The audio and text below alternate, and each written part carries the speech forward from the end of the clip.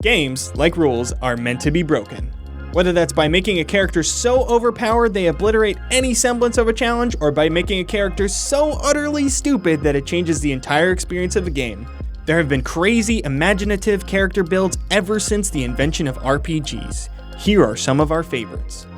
It's the history of RPGs powered by Summoner's War! The craziest, most imaginative character builds. Sir Barrington is one of those things that we have to hope really happened, because all we've got to go on is a single 4chan post and hope that, despite Dungeons & Dragons' straight-faced character creation, that the system still allows absolutely batshit stuff to happen. If you've ever seen an episode of Animaniacs, specifically one of the Chicken Boo shorts, then you know how this goes. A guy makes a bear character in D&D 3.5, then turns him into a rogue with a maxed out disguise and bluff. After spending a bunch of money to hire a butler NPC and giving him a magical item so the butler can speak bear, Sir Barrington quickly becomes the toast of the upper crust, mingling with socialites and convincing the queen to throw a dinner for him. One guest somehow manages to beat the bear's bluff check and loudly exclaims, "That's not a guy, he's just a bear!" He is summarily ejected from the party while the guards apologize for the indignity. Long live Sir Barrington. Number 4, Guild Wars, the 55 Monk. A 55 Monk only has 55 HP, which is a stupidly low amount. The 55 Monk is also completely impossible to kill. Basically, there's an enchantment in Guild Wars called Protective Spirit, which limits incoming damage to 10% of your current maximum health. Which means that if you only have 55 health and a raid boss hits you for 20 million damage, Protective Spirit turns that 20 million damage into 5 damage, which you can then easily cure away with any of the weakest healing abilities or potions in the game.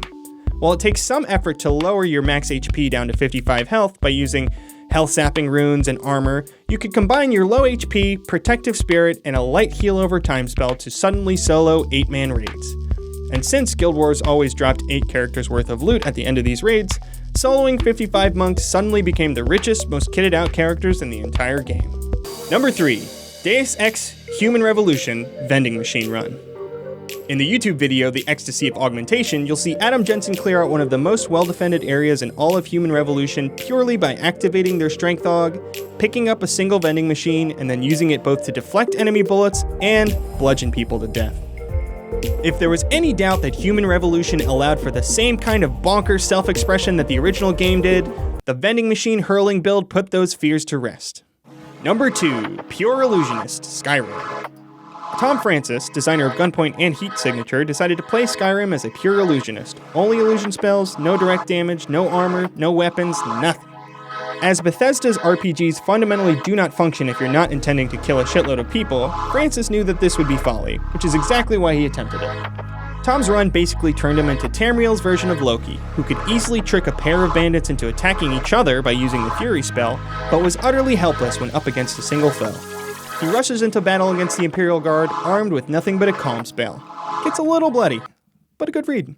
Number 1, playing Pillars of Eternity as a party of bears. Speaking of bears, Chris Livingston figured out that since every ranger in Pillars of Eternity can have a bear as a companion, and since you can fill your party with nothing but hired rangers, then hypothetically you could just move all of the rangers to the side and play Pillars of Eternity as a party of 6 bears.